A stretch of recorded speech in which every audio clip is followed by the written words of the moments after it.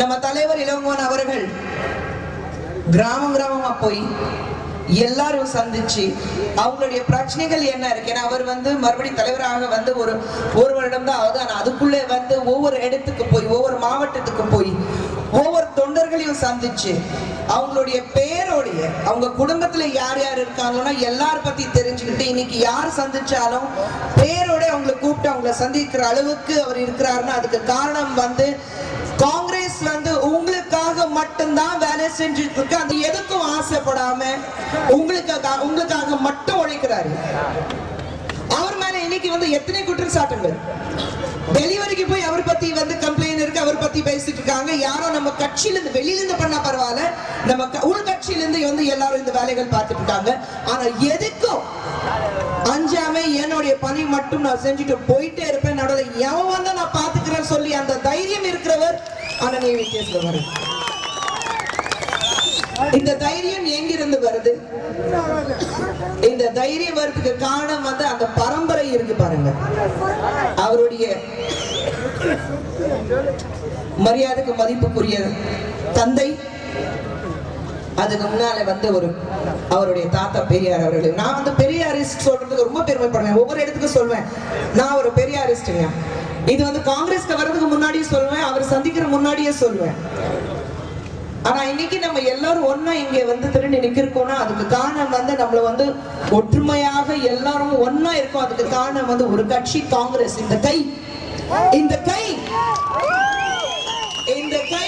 இன்னைக்கு நேத்து கை இல்லைங்க. உங்களுக்கு கஷ்டத்துல இருக்கும் போது கை கொடுத்து மேல தூக்கிட்டு வர்றதுக்கு இந்த கை இன்னைக்கு நேத்து கை இல்ல. இன்னைக்கு இந்தியால யாராவது எங்க கட்சிக்கு ஒரு வரலாறு இருக்குன்னு சொல்ல முடியுமா? எந்த கட்சி எடுத்தாலும் யாராவது எங்க கட்சியில இந்த நாட்டுக்காக நாங்க உயிர் தியாகம் பண்ணிருக்கோம் சொல்ல முடியுமா? கிடையாது. அந்த பெருமை காங்கிரஸ்க்கு மட்டும்தான் இருக்கு. ஏங்க வெள்ளக்காரங்க துரத்து அடிச்சிருக்கோம். டெல்லியில இருக்கிறத மோடி அவர்களை துரத்த முடியாதா? இல்ல தமிழ்நாட்டில் இருக்கிற அம்மையார் ஜெயலலிதா அவர்களுக்கு துரத்த முடியாதா? முடியாதது எதுவுமே இல்லைங்க. மனசு வச்சா எதை வேணாலும் சாதிக்கலாங்க. அந்த தைரியம் நமக்கு இருக்கு. ஏன்னா நம்ம பக்கம் நமக்கு எந்த விதத்திலையும் தவறு செய்யல. அதுக்காக தான் அந்த தைரியம். மத்தவங்களை பார்க்கும்போது ஒரு கேள்வி கேட்கிறோம், ஒரு கேள்வி எழுப்புறோம், அதுக்கு முழுமையாக பதில் வருதா?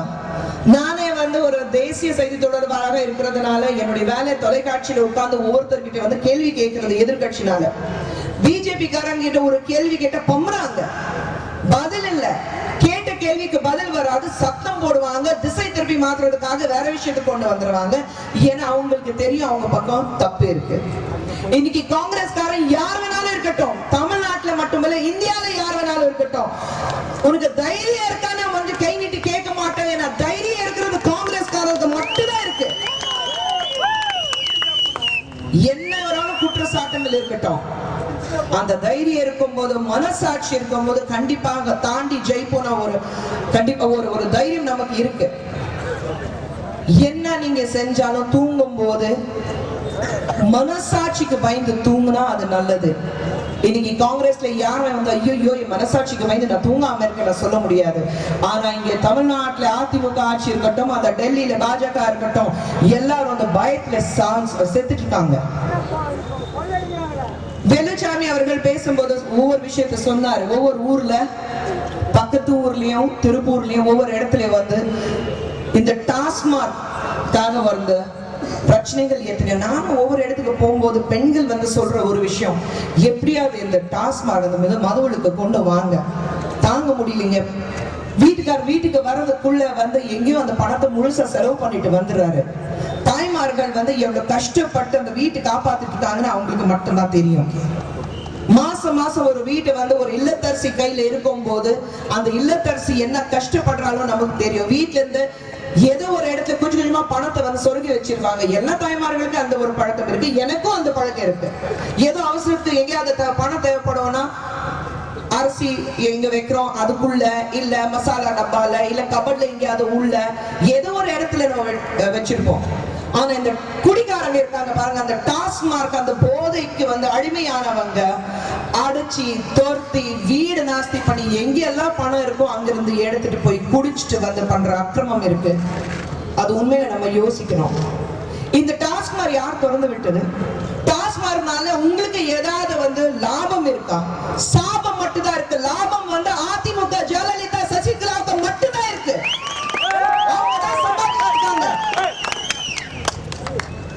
உங்க வீட்டுல ஒரு சாவிடுற ஒரு பெண் வந்து தந்தை இல்லாம இருக்கிறார், ஒரு மகன் வந்து தன் தந்தைக்கு வந்து கொல்லி வைக்கிறான், ஒரு பெண் வந்து ஒரு மனைவி வந்து தன் கனவை எழுந்துட்டு அழுதுட்டு இருக்கான். இதெல்லாம் நீங்க பாக்குறீங்க. ஆனா அவங்க வந்து பணம் சம்பாதிச்சுட்டு வந்து தியேட்டர்ஸ் எல்லாம் வாங்கிட்டு இருக்காங்க.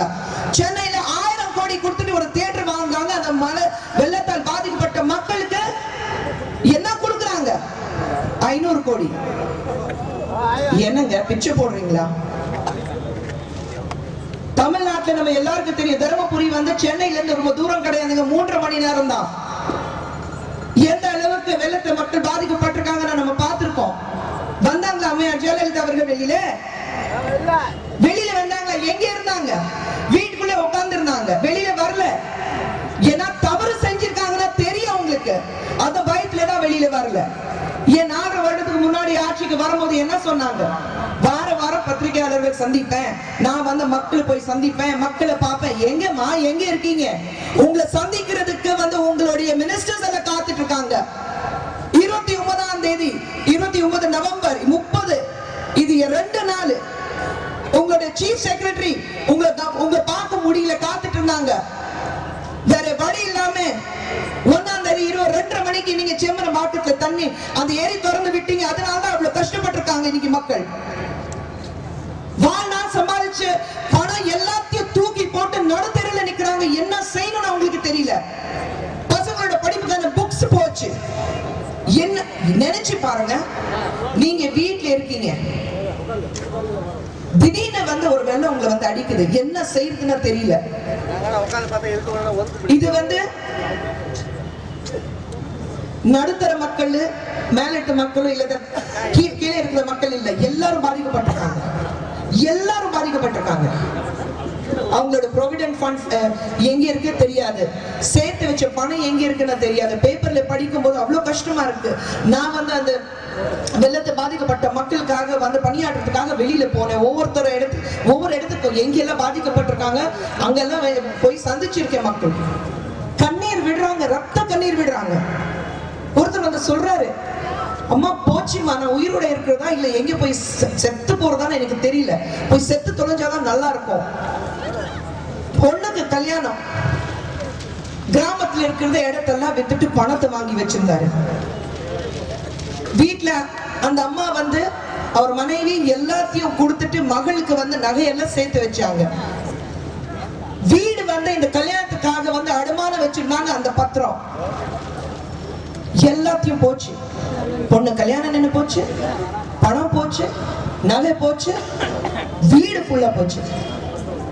என்ன பண்ணுவாங்க? எங்க இருந்து ஆரம்பிப்பாங்க? கார்கில் வார்ல நமக்கு பெருமை கொடுத்த ஒரு கேப்டன் சென்னையில டிஃபென்ஸ் காலனி ஒரு இடத்துல வந்து வீட்டுல இருக்கிறாரு. அதுவும் நம்ம சொல்றோம் ஒரு ஹை ஸ்டாண்டர்ட் வீடுகள், அந்த மாதிரி ஒரு இடம் டிஃபென்ஸ் காலனி. அங்க இருக்கும் போது அவர் வந்து நைட்ல வந்து வெள்ளத்தால் வந்து தண்ணி வந்ததுனால தன் மகன் டெல்லியில இருக்கிறாரு, அவருக்கு மெசேஜ் அனுப்புறாரு, முட்டி வரைக்கும் தண்ணி வந்திருக்கு, இன்னும் 1 மணி நேரம் கழிச்சு இடுப்பு வரைக்கும் தண்ணி வந்திருக்கு, கழுத்து வரைக்கும் தண்ணி வந்திருக்கு, வெளியே போக முடியல, சாவி எங்க தொலைச்சிட்டோம், எப்படி ஊரோட இருக்க போறோம்னா தெரியல, இதுதான் கடைசி உனக்கு அனுப்பிய ஒரு மெசேஜ் இருக்கட்டும் சொல்லிட்டு பார்த்தா அடுத்த நாள் வந்து 2 நாள் கழிச்சு அவங்களும் அவங்களுடைய மனைவியோட டெட் பாடி மட்டும் தான் கிடைக்குது. இந்த சாபம் யாருக்குங்க? யார் இதுக்கு காரணம்? இன்னைக்கு கிட்டத்தட்ட 500 பேர் இந்த வெள்ளத்துல செத்தாங்க. அதுக்கு காரணம் யாரு? அம்மையார் ஜெயலலிதா அவர்கள் தானே. இதுக்கப்புறம் எங்கேயாவது வெளியில வந்தாங்களா? 15 நாள் கழிச்சு வெளியில கூட வரல. வாட்ஸ்அப்ல ஒரு வாய்ஸ் மெயில் அனுப்புறாங்களா? இதுதான் இதுதான் முதலமைச்சர் செய்யற ஒரு வேலையா? ஏன் காமராஜ் அவர்கள் வந்து வெள்ளத்தை பாதிக்கப்படும் போது வெளியில வந்த தண்ணியில இறங்கி போய் மக்களை சந்திக்கலையா?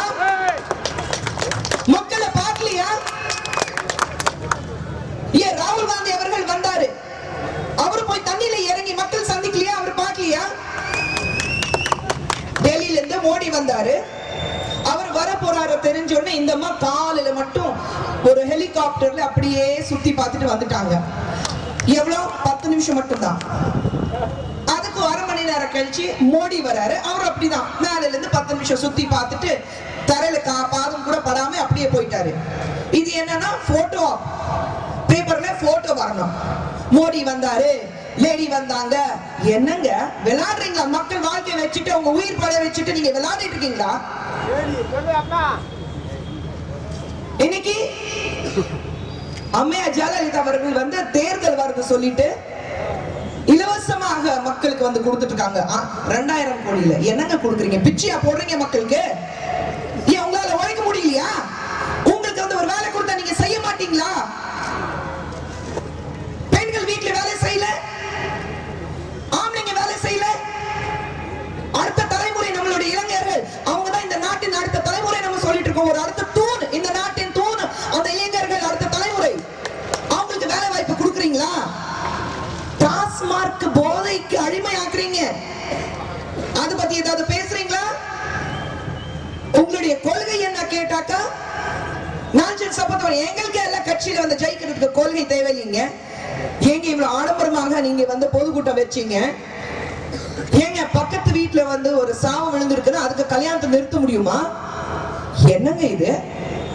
இதுக்கு முன்னாடியும் வந்து அதிமுக இருந்து நாஞ்சல் சம்பத் அவர்கள் பேசியிருக்கிறாரு. அம்மையா ஜெயலலிதா அவர்கள் வந்து ஜெயில இருக்கும் போது மக்களுக்கான எந்த ஒரு நல்ல திட்டங்கள் வெளியில கொண்டு வரல. ஏன் வரல நான் கேட்டதுக்கு, அம்மா வரட்டும் நான் காத்துட்டு இருந்தேன்னு சொன்னாங்க. ஏன் அம்மா வரலன்னா எதுவுமே நடக்காதா? ஏங்க 4 வருடங்க முதல் வருஷத்துல என்ன பண்ணாங்க? ஒண்ணுமே பண்ணல. 2வது வருஷம் கேஸ், 3வது வருஷம் ஜெயில், 4வது வருஷம் ஆரம்பம், இப்போ கடைசி வருஷம். இதுக்கு அப்புறம் மறுபடியும் வந்துருவாங்களா நீங்க நினைக்கிறீங்களா? ஏங்க காங்கிரஸ்ங்க தெருக்கி விட மாட்டோம், தெருக்கி விடுவோமா இல்லையா? அதாங்க நெஞ்சில தைரியம் இருக்கு. அது தப்பு பண்ணா அந்த தைரியம் இல்லாம இருக்கும், தப்பு பண்ணாம இருக்கிறதால அந்த தைரியத்தோட இன்னைக்கு நம்ம எல்லாரும் பேசிட்டு இருக்கோம்.